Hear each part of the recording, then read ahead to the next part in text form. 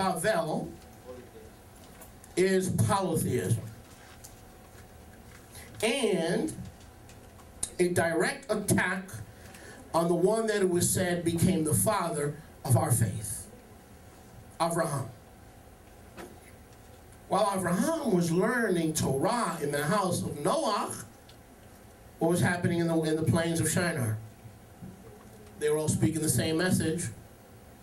What was the message? Yahweh is not his name. We can call him anytime, anyway, anyhow. We can approach him with strange fire. It doesn't have to be holy fire. Hello? And P.S., when we get to heaven, we're going to try to pull down those same unclean demons that we had sexual pleasure with before the flood.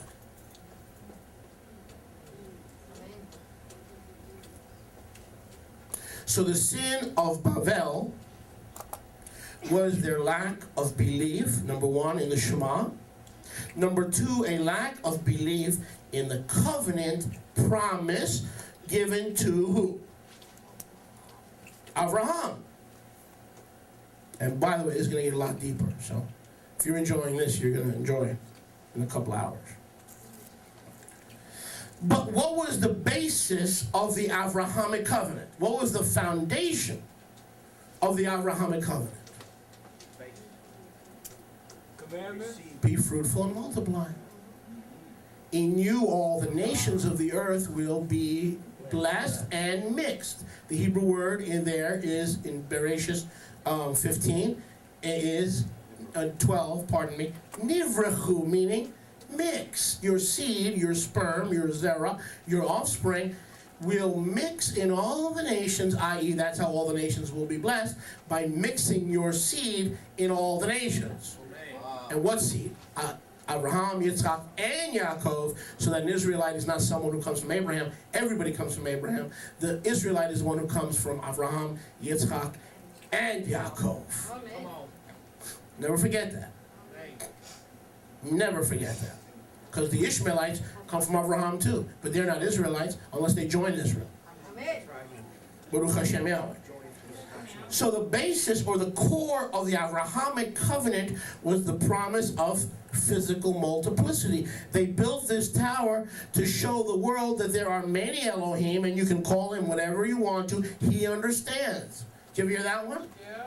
You don't have to use Yahweh's name. He understands. It's because he doesn't understand and is not willing to understand. He sent his son, and his son said, Father, I have revealed thy name to those thou hast given me. Amen.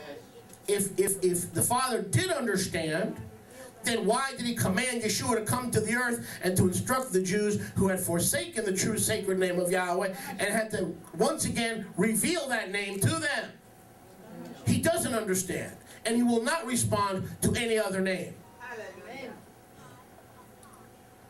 So their sin, the sin after the flood, was not sexual immorality. No.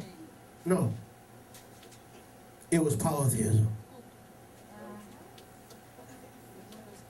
More than that, I want to show you here how this was a direct attack of Nimrod on one man. I want you to listen very carefully. It was a Nimrod, this whole Tower of Babel was a personal war, not of words, but of emunah, of faith, between Abraham and Nimrod. We don't read that here, but this is what you have to read in the Ruach. Can you read? Can you and I learn how to read in the Ruach? Yes, we can. Let's read in the Ruach. We're told about a tower, and we're told about the tower being destroyed and the nations being scattered. That's too simplistic. Way too simplistic. Follow me? Way too simplistic. Go with me, please, to Bereshit chapter 12. We'll read quickly. Now Yahweh had said to Abraham, get out of your country and from your mishpacha. Where was his country? The Chaldees. Where was the land of Shinar? Same place. Thank you. So Nimrod and Abraham were in the same place, but you'll be surprised in a few minutes how close they were to each other. Now Yahweh said to Abraham, get out of your country, from your mishpacha, from your Abba's bayit, to a land I will show you. That's the land of Israel, Canaan. And I will bless you and make you a great nation. That's the people of Israel. And I will make your name great, and you shall be a bracha, blessing. I will bless them that bless you, and curse him that curses you. And in you all the mishpachot of the earth will be blessed / mixed. The Hebrew word is nivrachu, which can mean either blessed and mixed. So the core of the Abrahamic covenant was that Abraham's lineage through Yaakov and Yitzchak, will seed be called. The seed of Jacob through Abraham would be the blessed chosen people. And not only that, they'd be blessed not just spiritually, but also physically, because their physical seed would literally fill all the nations. Make sense? Amen.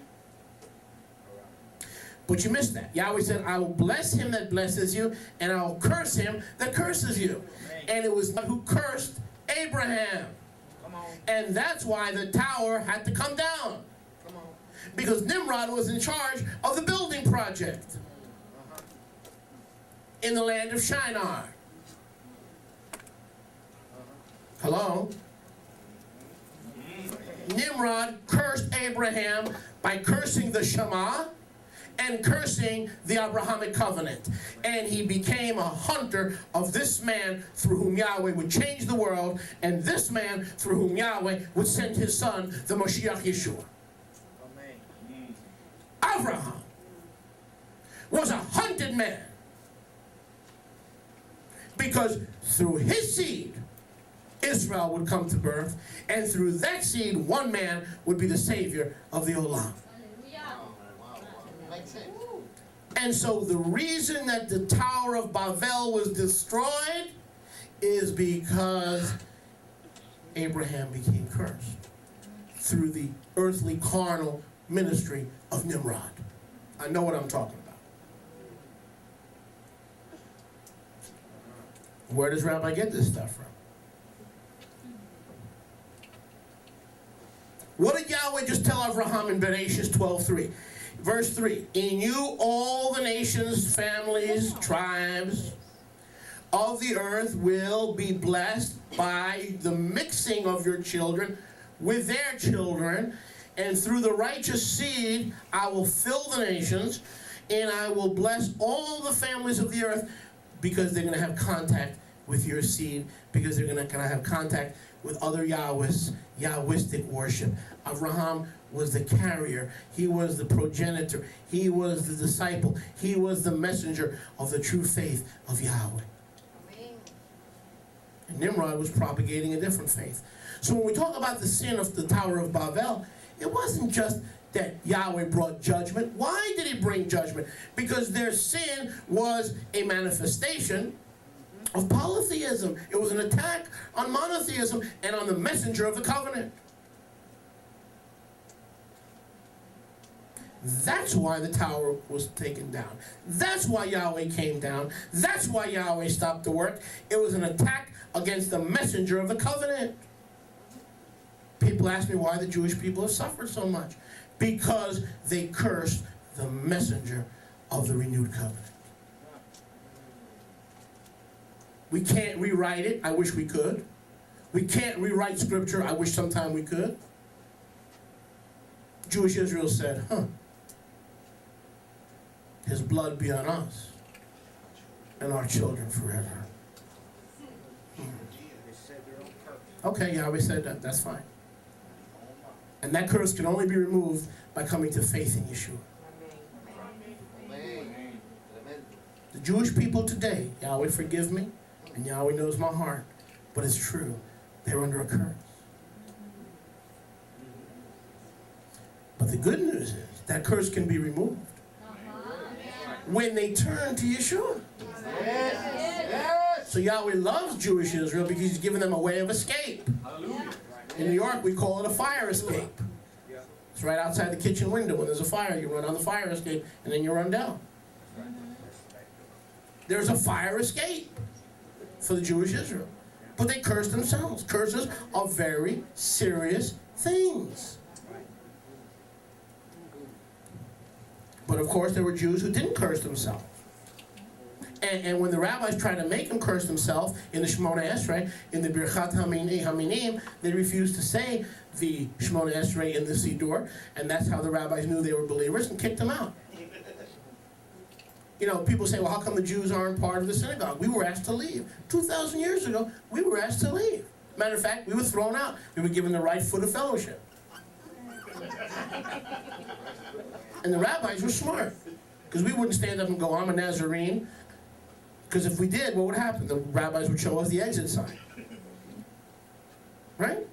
So they said, oh, well, we're going to be smart. We're going to put in the Shemona Esrei, which is 18 blessings, we're going to put one curse. It's really 19. We're going to hide it in the Shemona Esrei, and then we're going to watch. We're not going to worship Yahweh. We're going to watch the mouths of the Jews, and anybody that is not worshiping and refuses to pronounce the Birchat Haminim, we know they're a believer, because you have to be a real fool to curse yourself. And when they refuse to read that part of the liturgy, they'd be thrown out of the synagogue because they didn't want to curse themselves. Make sense? So it was easy to tell a Nazarene believer. When it came to that part of the Shemona Esrei, they clammed up. No man in his right mind wants to curse himself. So Yahweh desired here in Bereshit 12:3. Yahweh desired. Now, you know what I do when people say to me, oh, you know, the Jewish people say, well, his blood be upon us and our children. I try to put it in a positive light. I say, in Yeshua's name, that the blood of Moshiach would be upon the Jewish people. I turn it into positive. I said, oh, in Yeshua's name, only that should happen. Right? To remove that curse. Now, don't misquote me here, Bubba, because I'm going to come after you and wrap around your head with my tape. The Jews are not under a curse. Those who choose to curse themselves are cursed. Not the Jews. The Jews who choose to curse themselves. Okay, so don't misquote me.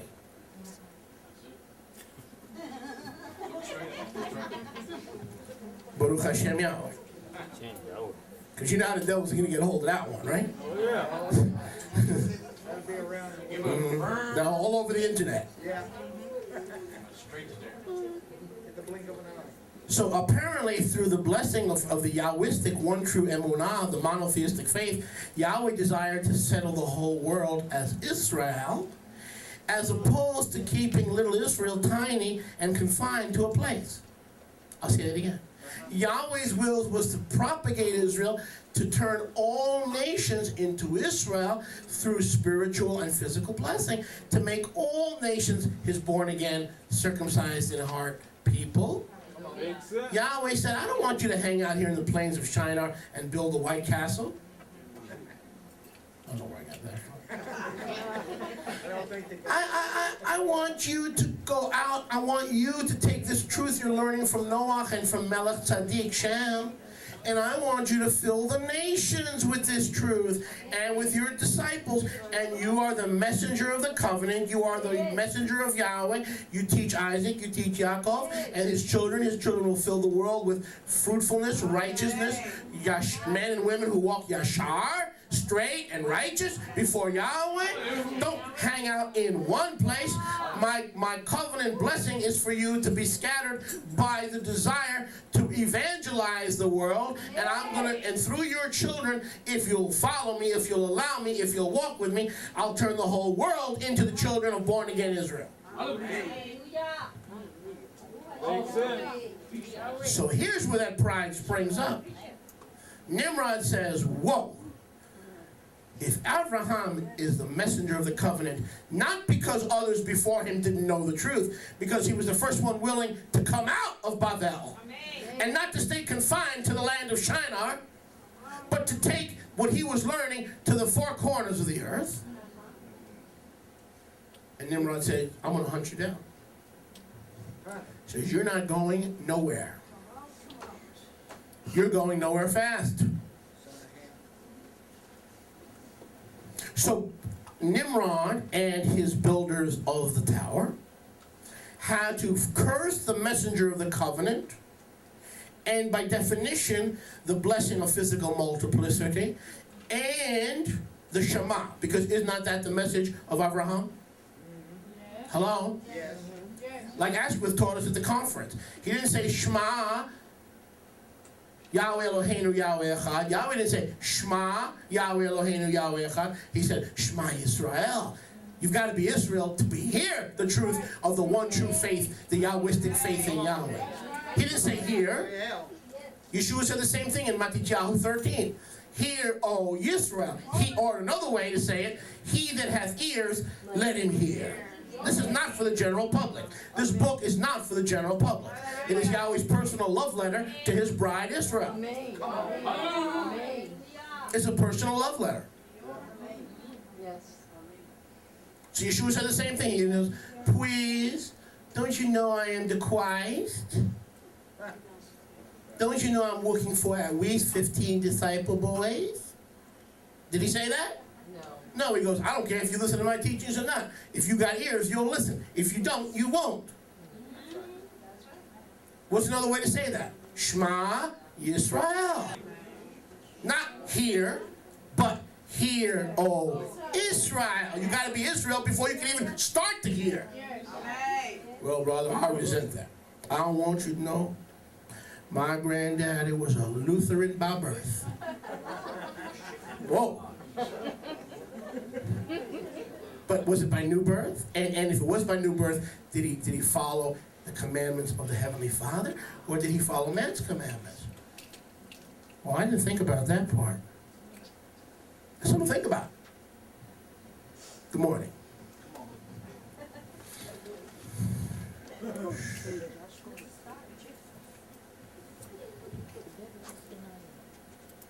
So Yahweh did not desire the creation of a world, listen, where all the blessed inhabitants would be similar, same personality, one way of wrong thinking. That sort of a world would be monotonous, corrosive, lacking power, lacking vision, lacking fertility, lacking expression, lacking perfection, and not glorifying Yahweh. So go back here, you'll see. Look at this. They said one to another, come, let us make brick and burn them thoroughly. And in verse 4, come, let us build a city and a tower that may reach to the Shemayim. To do what? To declare their own way, their own Elohim. Now watch this. Now you'll see this what I'm talking about. Here's the attack on Abraham. It's been there all the time. You just needed a teacher to show it to you. Let us make a name. You missed that. What was the one message? What was the message? Let's name our own goat. Oh boy, this is fun. Pretty heavy stuff. It's been there all the time. It's been in the Bible all the time. Let us make a name. We don't accept Abraham and Noah and Melchizedek's teachings. We're going to do it our way. Look at this. Let us make a name. What do you mean, let us make a name? You don't know your name? No, they wanted to make a name for their own what? Elohim. Come, let us make a name, meaning if we build this tower and you're part of the program, when you get to the top, not only you can recover the sexual lust before the flood, you could even name your own deity. Does that sound like most places you know? You know, women can come dressed any way they want. The men can come in jeans and tight jeans and cutoffs, you know. If I knew then what I know now, I wouldn't have done then what I'm not doing now. I used to have women come dressed anyway. I was so happy people showed up. And everybody would be in cutoffs, the legs would be shaved, you know. And the men would be in cut-off denim jeans, you know, and tank tops. And the men were looking at the women, and the women were looking at the men. Everybody's looking at everything. I'm like, nobody's paying attention here. Well, it might have something to do that I'm having a flesh market or a meat market instead of a teaching or a time for Yahweh. Let me let you in a little clue on our policy here. We're not here to look at you. We're not here to see what you're wearing. We don't care as long as you're wearing something. The trick is how to cover up. We're not interested in what you got. We're interested in the inner man of the heart. So if I knew now what I knew then, things would be different. I used to have women sitting all over the place in miniskirts. Trust me, it wouldn't happen. It wouldn't happen. I used to have men come in there in denim. It wouldn't happen. I know what I'm talking. Don't look at me that way.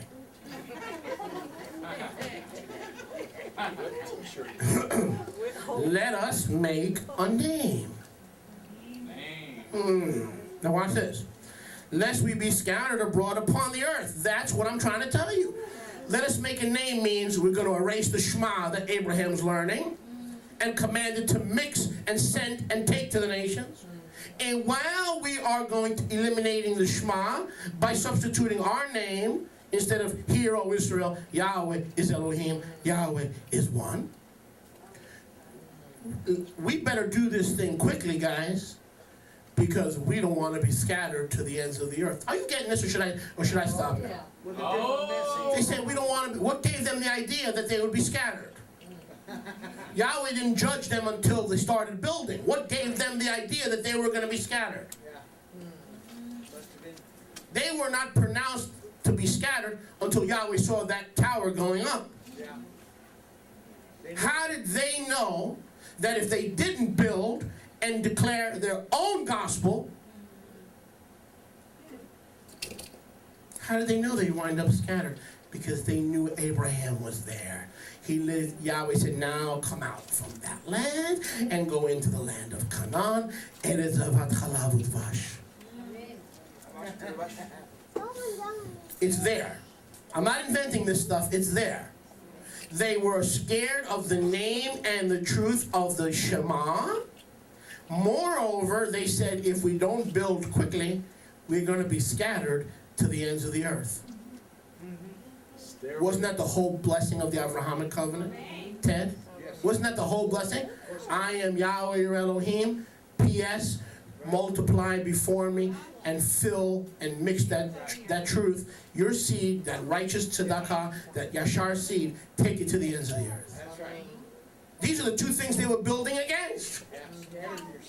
Those are the two things Yahweh called Abraham to build for. These are the two things that say, hurry up, let's build this tower, lest we wind up scattered, and we want to stay in Babylon. We don't like New York. We don't like Israel. Forget about New York. We don't want to be kosher. We don't want to follow Abraham's deity. It's too constricting. There's too many rules. There's too many regulations. Sound familiar? Oh, so what's the opposite? What's the opposite of all these constrictions and all these regulations? Go stairway to heaven. Pacifier. Elementary school. So the choice is not, well, brother, we should have a little more grace and a little less law.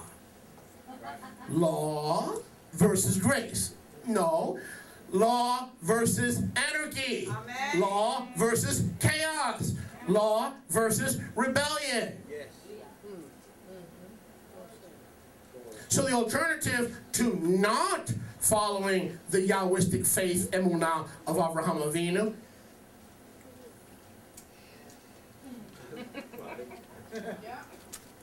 pacifier faith.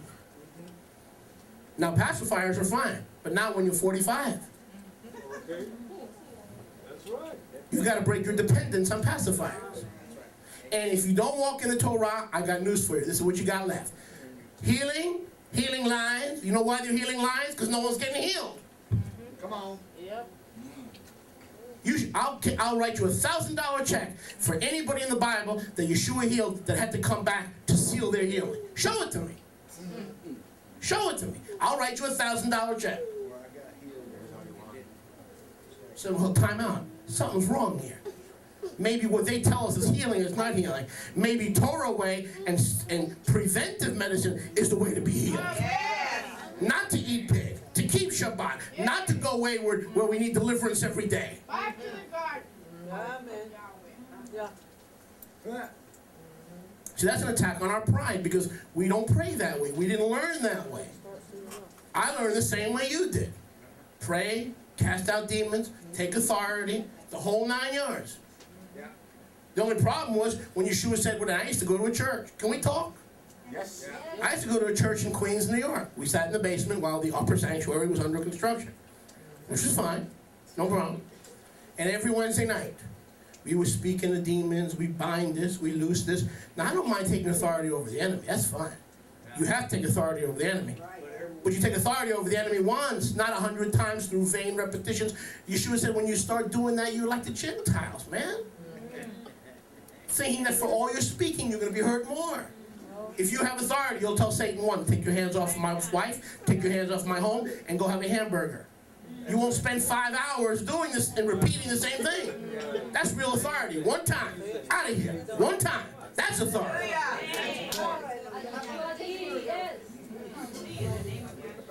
That's it. One time. That's real authority. Those are the believers Satan is scared of. That's right. All right, let's continue. So they knew they were going to be scattered if they follow Abraham's Yahweh. They knew they were going to be scattered. They go, "Whew, we better plant roots in Bavel because we like it and we don't want to come out of it." And then the call goes to Abraham, they're not coming out. You come out. Yeah. Well, Rabbi, I want you to know I'm waiting for my cousin to get this. Please don't hold your breath. Sitting on the fence. No offense intended. You come out and then pray them out. If you're waiting for mama and your cousin and your sister to come out, my goodness gracious, Yahweh, they're building a tower and it's not of Yahweh. You go mix this message in all nations. You take the truth of the two houses, the blood of Yeshua, renewed covenant Israel. You go nivrahu and be a blessing to the nations. But you got to come out yourself before you can preach to anybody. You've got to earn the right to be heard. You've got to earn the privilege to be heard.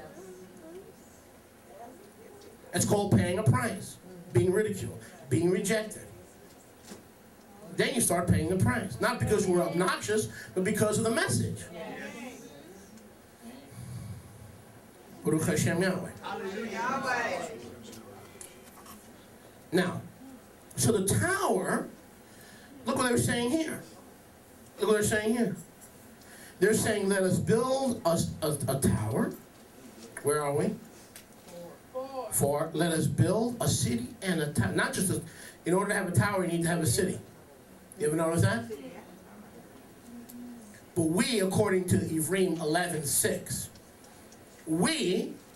or 12:6, one of those, we look for a city whose builder that has foundations, whose builder and maker is Yahweh.